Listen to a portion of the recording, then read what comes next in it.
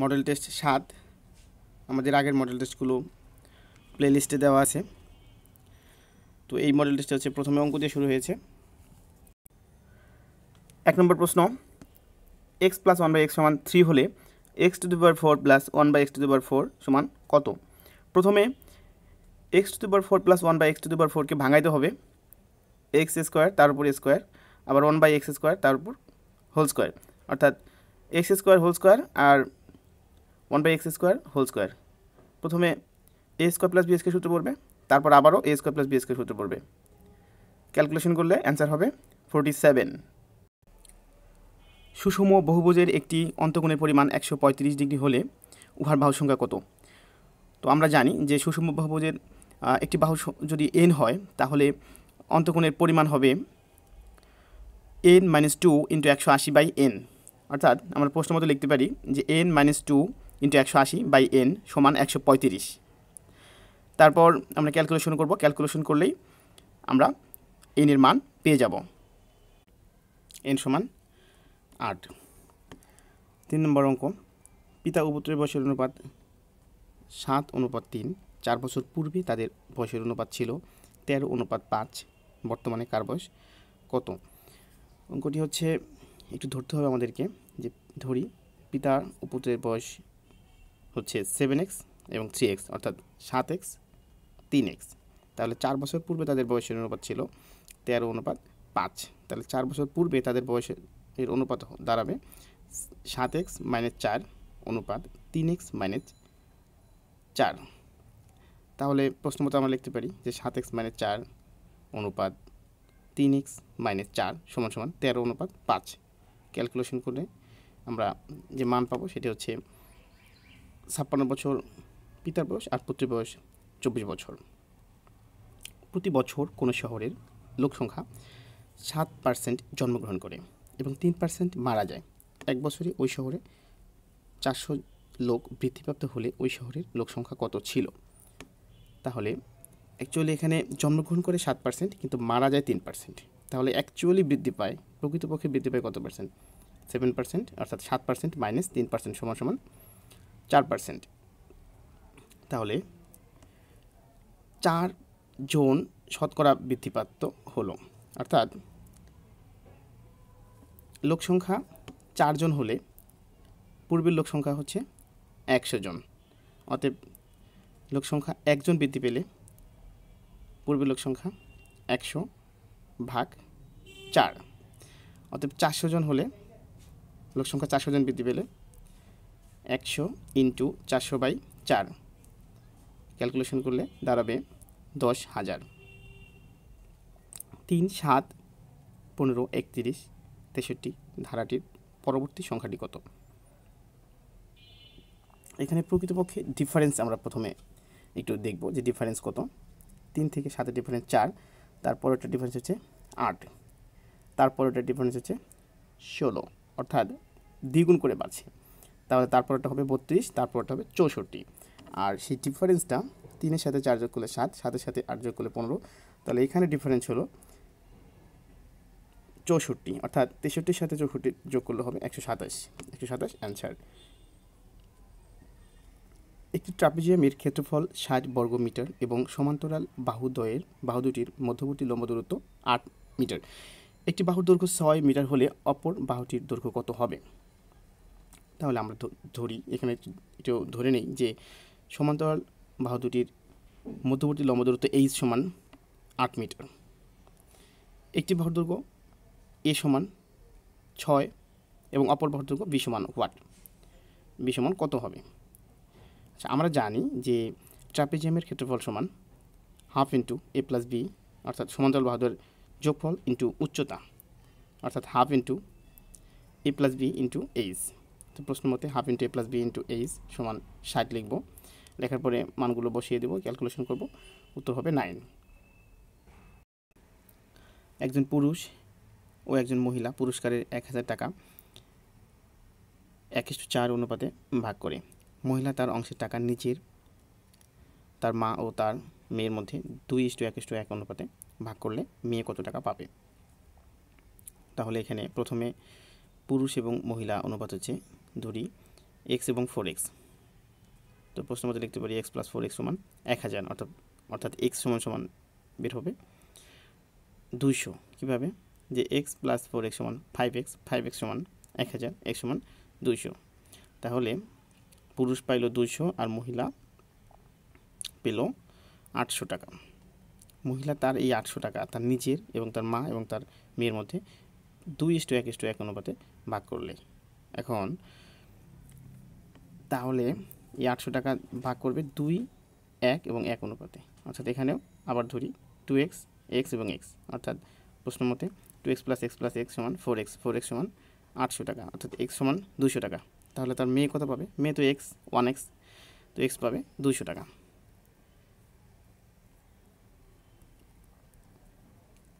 কোন ভগ্নাংশটি 2/3 থেকে বড়? এটা হচ্ছে খ নম্বর অ্যান্সার, 8/11। দুটি গোলকের আয়তনের অনুপাত 8:27, তাদের ক্ষেত্রফলের অনুপাত কত? তাহলে এই অঙ্কটা সহজে করা যায় যে গোলকের আয়তন, এখানে আমরা আয়তন জানি যে কোনো গোলকের আয়তন হচ্ছে 4/3 পাই আর কিউব, তাহলে সেই সূত্র দিয়েও করা যায়। আবার সহজে যদি করি যে a কিউব অনুপাত b কিউব সমান 8:27, তো এখান থেকে a/b এর মান বের করব। a/b হচ্ছে, তাহলে কিউব কিউব তুলে দেব, অর্থাৎ 8 সমান 2 কিউব আর 27 সমান 3 কিউব। তাহলে কিউব কিউব তুলে দিলে a/b সমান বের হবে 2:3। তাহলে তাদের ক্ষেত্রফলের অনুপাত কত? ক্ষেত্রফল হচ্ছে a স্কোয়ার এবং b স্কোয়ার, b স্কোয়ার দাঁড়াবে, বর্গ করলে কত হবে? 2 × 4 আর 3 × 9, তাহলে 4:9। 10 নম্বর, এটা ডান পক্ষের অংশটুকু বাম পক্ষে আনবো আর 1 সাইড চেঞ্জ করব। সাইড চেঞ্জ করার পরে ক্যালকুলেশন করলে পি এর মান হবে -3। কোনো একটি সংখ্যার অর্ধেকের সঙ্গে 6 যোগ করলে যে উত্তর পাওয়া যায়, সংখ্যাটির দ্বিগুণ থেকে 21 বিয়োগ করলে একই ফল পাওয়া যায়। সংখ্যাটি কত? মনে করি সংখ্যাটি x, সংখ্যাটির অর্ধেকের সাথে, অর্থাৎ x/2 + 6 = 2x - 21। ক্যালকুলেশন করলে x এর মান হবে 18। নির্দিষ্ট দামে একটি দ্রব্য বিক্রয় করাতে 20% ক্ষতি হলো, এটি 60 টাকা বেশি মূল্যে বিক্রয় করতে পারলে 10% লাভ হতো। দ্রব্যটির ক্রয় মূল্য কত?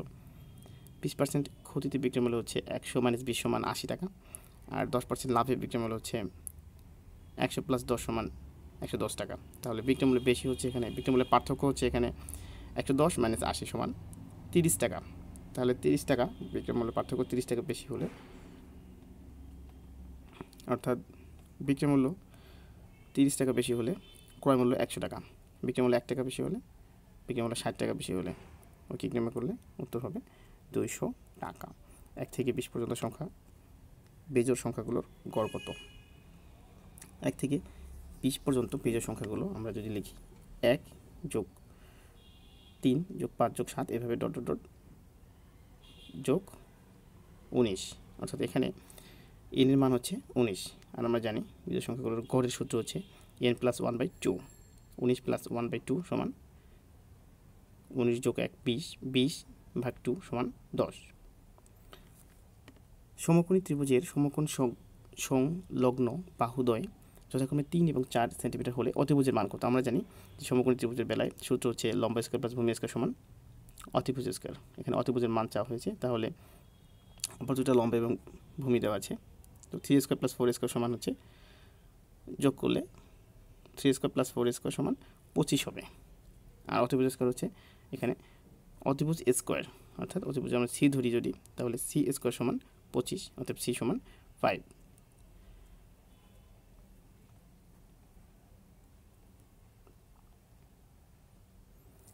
রহিম একটি কাজ 5 দিনে এবং করিম তা 10 দিনে করতে পারে, তারা একত্রে একদিনে এর কত অংশ করতে পারবে?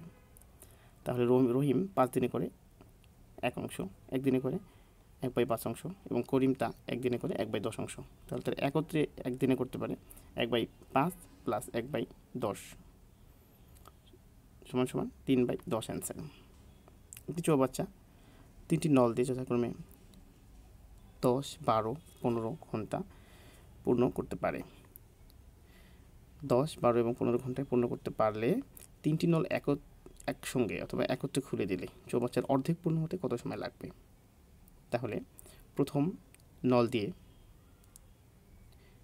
10 ঘন্টায় পূর্ণ করে 1 অংশ, অর্থাৎ 1 ঘন্টায় পূর্ণ করবে 1/10 অংশ। এভাবে দ্বিতীয় নল দিয়ে পূর্ণ করবে 1/12 অংশ, তৃতীয় নল দিয়ে 1/15 অংশ। তাহলে 3টি নল একসঙ্গে খুলে দিলে হবে 1/10 যোগ 1/12 যোগ 1/15 সমান 15/60, অর্থাৎ লসাগু করে নেব। নেওয়ার পরে 15/60 ক্যালকুলেশন করলে 4 15 60, অর্থাৎ 1/4 অংশ। তাহলে 1/4 অংশ পূর্ণ করতে পারে 1 ঘন্টায়, অতএব হাফ অংশ পূর্ণ করতে পারে 2 ঘন্টায়। ওই ক্রমে করব। 1/4 অংশ পূর্ণ করতে পারে 1 ঘন্টায়, অথবা 1 অংশ করতে পারে, অথবা হাফ অংশ করতে পারে। 1 মিলিমিটার 1 কিলোমিটারে কত অংশ? 1 মিলিমিটার সমান 1 কিলোমিটারের x অংশ। তাহলে x সমান 1 মিলিমিটার বাই 1 কিলোমিটার, উপরে 1 নিচে হচ্ছে 1 কিলোমিটার। 1 কিলোমিটারকে মিলিমিটারে নিতে হবে। প্রথমে 1 কিলোমিটার সমান আমরা জানি 1000 মিটার, আবার মিটারকে মিলিমিটার নিতে হবে, নিলে হবে খ নম্বর উত্তর। স্রোতের প্রতিকূলে যেতে যে সময় লাগে অনুকূলে যেতে তার অর্ধেক সময় লাগে। যাতায়াতে যদি 12 ঘন্টা সময় লাগে তাহলে স্রোতের অনুকূলে যেতে সময় লাগে কত? ধরি স্রোতের প্রতিকূলে যেতে x সময় লাগে, তাহলে অনুকূলে যেতে x/2 সময় লাগে। প্রশ্ন মতে x + x/2 সমান 12। ক্যালকুলেশন করলে এখানে x এর মান বের হবে 8। 8 হচ্ছে এখানে প্রতিকূলে যাওয়ার সময়, তাহলে অনুকূলে যেতে সময় লাগবে 8/2 সমান 4 ঘন্টা। x + 1/x সমান √3 হলে x³ + 1/x³ সমান কত? a কিউব প্লাস বি কিউবের সূত্র a + b whole cube - c * a + b, মান বসিয়ে দিলে এখানে উত্তর হবে 0। p সংখ্যক সংখ্যার গড় m এবং q সংখ্যক সংখ্যার গড় n, তাহলে সবগুলো সংখ্যার গড় কত? আমরা প্রথমে p সংখ্যক সংখ্যার সমষ্টি বের করব pm, এবং q সংখ্যক সংখ্যার সমষ্টি হচ্ছে qn। তাহলে p সংখ্যক এবং q সংখ্যক সংখ্যার গড় হবে pm + qn by p + q, কারণ p হচ্ছে এখানে সংখ্যা, q হচ্ছে এখানে সংখ্যা। c শব্দটির অ্যাডজেক্টিভ কি? c শব্দটির অ্যাডজেক্টিভ হচ্ছে মেরিন। কোনটি শুদ্ধ বানান? Occasion OCCASION।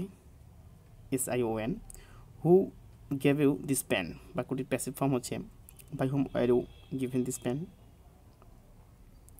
পাস্ট ইন্ডিফিনিট টেন্সের প্যাসিভ হু থাকলে বাই হুম হবে, আর পাস্ট ইন্ডিফিনিট টেন্সের ক্ষেত্রে যা হবে সেটা হচ্ছে ওয়ার আসবে অক্সিলারি ভার্ব, আর ওয়ার সামনে আসবে এখানে, তারপর subject you, were you given this pen. Hurry up we have to go in 5 minutes। Go in মানে ঢুকে পড়া, ঢুকে যাওয়া, এখানে গো ইন হবে। We have to go in 5 minutes, 5 মিনিটের মধ্যে আমাদেরকে ঢুকে পড়তে হবে, সেটি বলছে এখানে। ব্ল্যাক শিপ অর্থ হচ্ছে কুলাঙ্গার। উইকড ম্যান, ব্রিটেল, ব্রিটেলের সমর্থক শব্দ হচ্ছে ফ্রাজিল অর্থাৎ ভঙ্গুর। Arif told us that he had waited an hour, বাক্যটির ডিরেক্ট স্পিচ হচ্ছে Arif said to us I waited an hour. He told us all about the battle. এখানে about হচ্ছে preposition, all about the battle, about হচ্ছে এখানে preposition.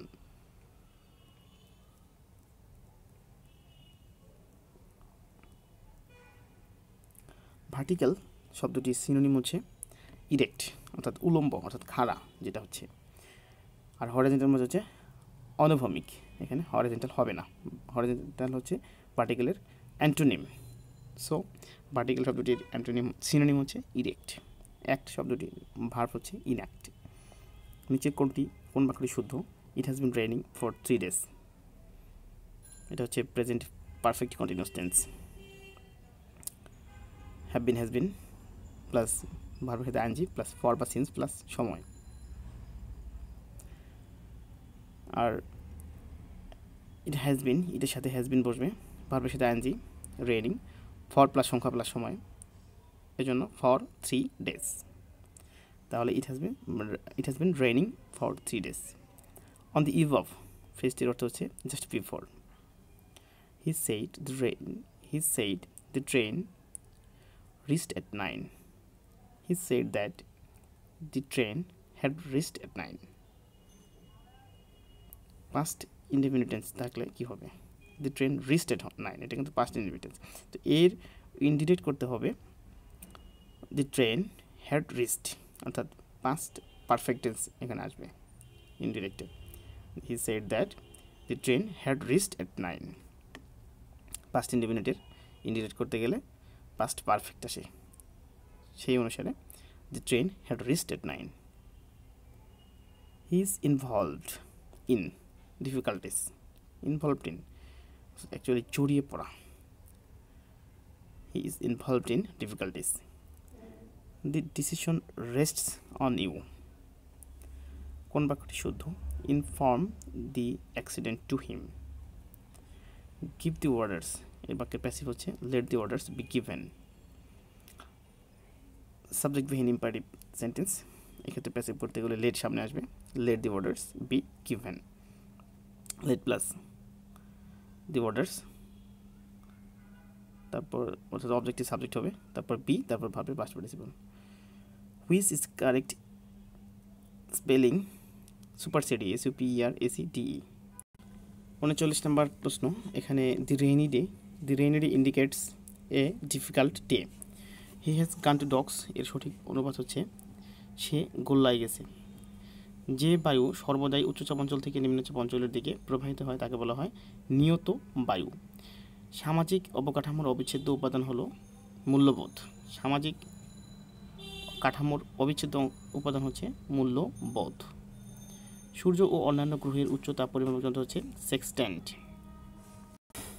এশিয়ার কোন অঞ্চলে সারা বছর পরিচলন বৃষ্টি হয়? মালয়েশিয়া ও ইন্দোনেশিয়ায়। ইন্দোনেশিয়ায় সারা বছর পরিচলন বৃষ্টিপাত হয়। আলট্রাসোনোগ্রাফিক তরঙ্গ কি? শ্রাব্য শব্দের কম্পাঙ্ক থেকে বেশি কম্পাঙ্কের তরঙ্গ।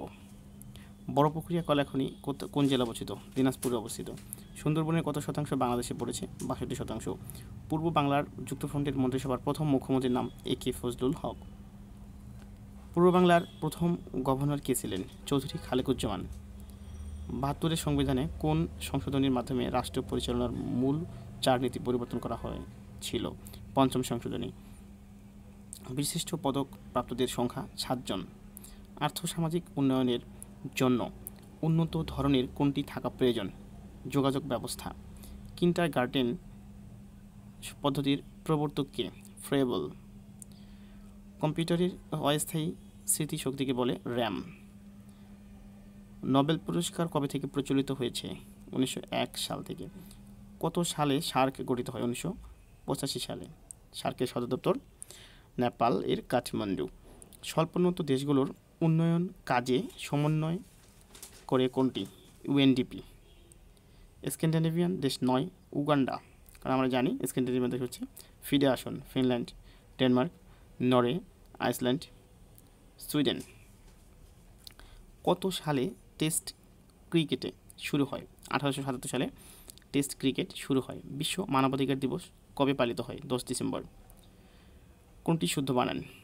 গ উর্মি, দীর্ঘ ময়রে পৃষিকার। আমি বই পড়ি বাক্যে নিম্নরেখ শব্দটি, অর্থাৎ বই কোন কারকে কোন বিভক্তি? এটা হচ্ছে কর্মে প্রথমা। কিরণ এর সমার্থক শব্দ নয় হচ্ছে রবি, কারণ রবি মানে হচ্ছে সূর্য। দংশন এর সঠিক সন্ধিবিচ্ছেদ হচ্ছে দম যোগ শন, দমশন।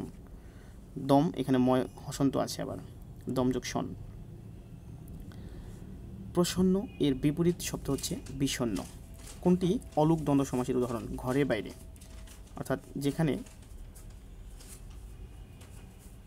বিভক্তি লোপ পায় না সেটা হচ্ছে অলুক দ্বন্দ্ব সমাস। যে দ্বন্দ্ব সমাসে বিভক্তি লোপ পায় না, ঘরে বাইরে, ঘরে বাইরে। 1000 বছরের উপন্যাসের রচয়িতা জহির রায়হান। বিসর্জন নাটকের রচয়িতা রবীন্দ্রনাথ ঠাকুর। মাধ্যমিক এর প্রকৃতি প্রত্যয় হচ্ছে মধ্যম যোগ স্নেক। খ নম্বর,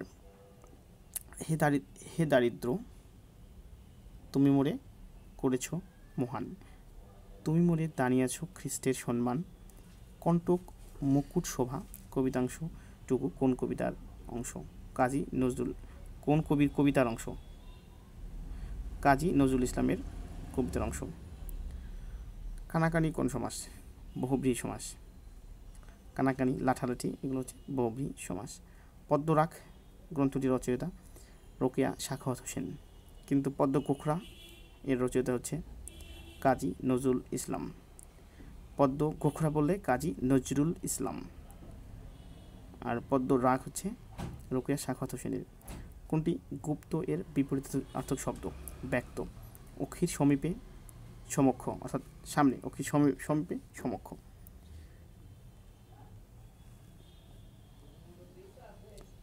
তৎসম শব্দের তৎসম শব্দ কোনটি? নক্ষত্র। নক্ষত্র তৎসম শব্দ। চিরকুমার সভা নাটকটির রচয়িতা লেখককে রবীন্দ্রনাথ ঠাকুর। পদ্মা মেঘনা যমুনা উপন্যাসটি কার রচনা? আবু জাফর শামসুদ্দীনের রচনা। শর্মিলা রবীন্দ্রনাথ ঠাকুর রচিত কোন উপন্যাসের নায়িকা? দুই বোন উপন্যাসের নায়িকা। কোনটি শুদ্ধ বানান? ইন্দ্রিয়। গ। রসই দন্তে নয় দয় রফলা ঋষিকার অন্তস্থ অ। খোয়াবনামা উপন্যাসের রচয়িতা আখতারুজ্জামান ইলিয়াস।